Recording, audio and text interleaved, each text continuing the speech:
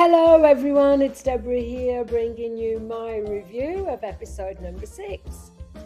This is the best episode so far. Don't panic, I'm not saying it's good. It's just the best of a bad bunch.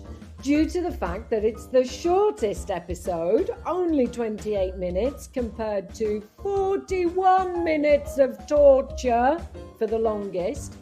And she brought in Chef Ramont. He is lovely and he teaches us about Mexican food. So the cooking part of this show is more interesting for the viewer, but torture for the narcissist who can't stand being told what to do. Her jaw clenches are rife. Every time she asks him what she should do, she hates it. Every time he tells her what to do, she hates it. So unintentionally funny and entertaining. She promised us that we would see the real Meghan, and indeed we do.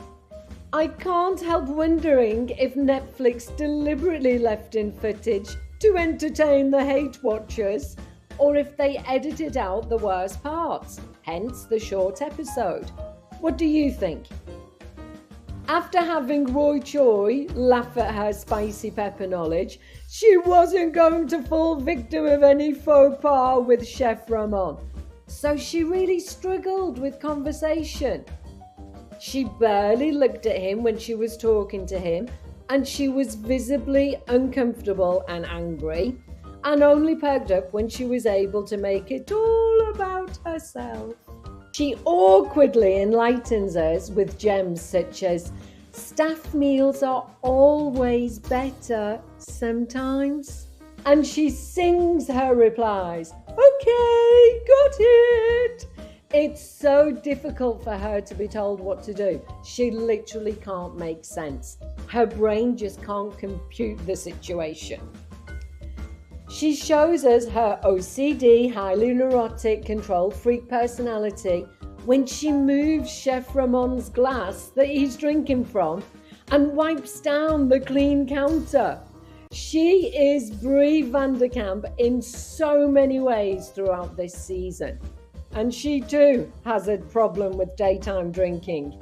And we're so happy to be making margaritas that she was jumping up and down on the spot and dancing around the kitchen.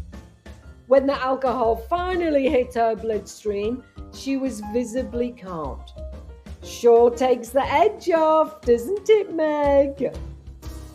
She makes another floral monstrosity, this time with a huge amount of store-bought flowers that she elevated into a teeny tiny arrangement.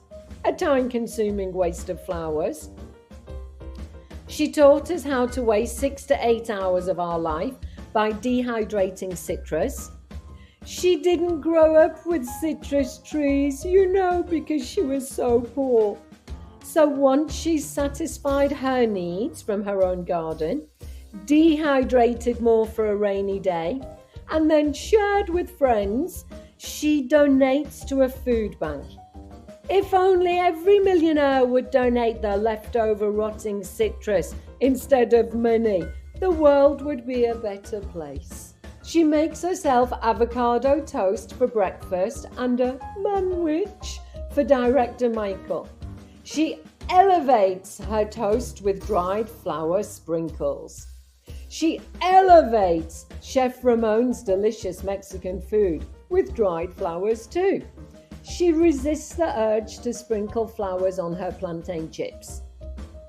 She makes a la carte margaritas for her guests for their daytime drinking. Alcohol is the most important part of the meal, so she spends a long time mixing and tasting different batches in mason jars that are individually labelled.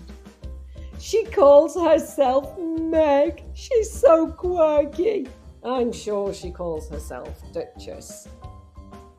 Jennifer Rudolph Walsh thinks that Meg spends an excruciatingly long time on preparing cocktails because she's concerned about every single person's preferences.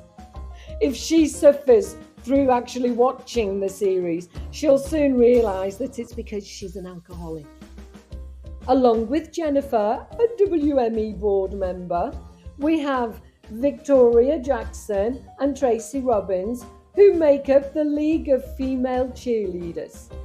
They spend their time together boozing on cocktails and playing mahjong. The League of Extraordinary Ladies, set to change the world.